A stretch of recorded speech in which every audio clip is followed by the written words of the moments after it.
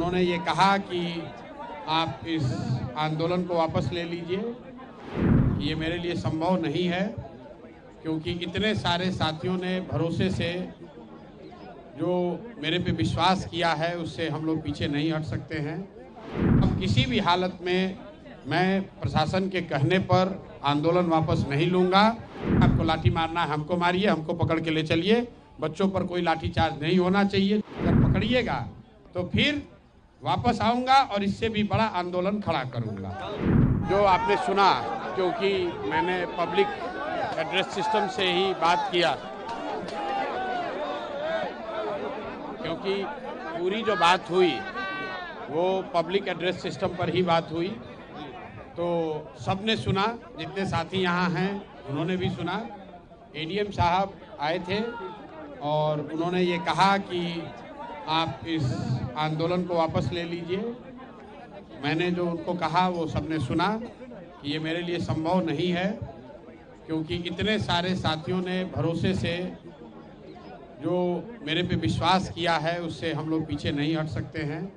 और ख़ास करके 29 तारीख को जो घटना हुई, जिसमें कि प्रशासन के कहने पर मैंने छात्रों को वहाँ से उठने के लिए कहा और उसके बाद प्रशासन ने उन बच्चों पर लाठी चलाया है, तो अब किसी भी हालत में मैं प्रशासन के कहने पर आंदोलन वापस नहीं लूँगा।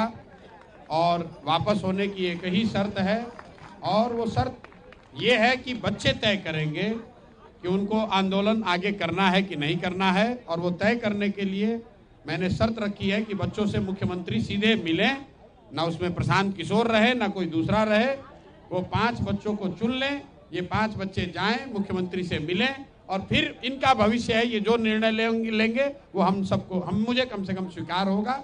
मुझे उससे कोई आगे कुछ कहना नहीं है। आपने सुना, उन्होंने फिर दोबारा यही कहा, सर वापस ले लीजिए, हम बात आगे पहुंचाएंगे, जिसको मैंने खारिज कर दिया।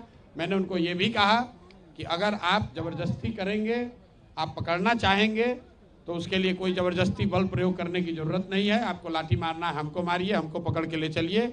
बच्चों पर कोई लाठीचार्ज नहीं होना चाहिए। जो लोग यहाँ पर हैं, आपको हमको पकड़ना है, हमको पकड़ के ले चलिए। लेकिन अगर पकड़िएगा तो फिर वापस आऊँगा और इससे भी बड़ा आंदोलन खड़ा करूँगा।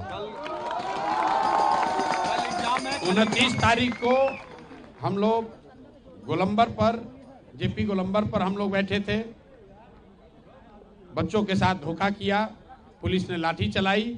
उसका खामियाजा ये है कि गांधी मैदान का एक हिस्सा हम लोग कब्जा करके बैठे हुए हैं। और अगर प्रशासन ने फिर धोखा किया तो अगली बार पूरा गांधी मैदान कैप्चर करके बैठेंगे। अगर कल भी एग्जाम नहीं होता है तो कल भी बैठे रहेंगे? नहीं, हमें एग्जाम से कोई मतलब ही नहीं है। एग्जाम जिन बच्चों का हो रहा है उनका होना चाहिए। सरकार का वो निर्णय हो, अपना होने दीजिए, उससे हमें कोई लेना देना नहीं है। जिन बच्चों का एग्जाम पहले हो चुका है उनकी शिकायत है, बात उनकी होनी है मुख्यमंत्री से। और मुख्यमंत्री का अहंकार इतना है कि वो कह रहे हैं कि हम मिलेंगे नहीं, तो हम लोग की भी जिद है कि उनको मिलना ही पड़ेगा। और नहीं मिलेंगे तो हम लोग भी यहाँ पर डटे हुए हैं, जो करना है कीजिए। इतनी बात कह के हम लोगों ने खत्म करी है। उन्होंने कहा है कि वो ऊपर अपना बात करके वापस आएंगे। बाकी मैं अपने आमरण अनशन पर यहाँ पर बैठा हुआ हूँ, अपने साथियों के साथ बैठा हूँ और आगे भी बैठा रहूंगा। न्यूज नेशन अब व्हाट्सएप पर खबरों की ताजा अपडेट के लिए न्यूज नेशन के इस QR कोड को स्कैन करें।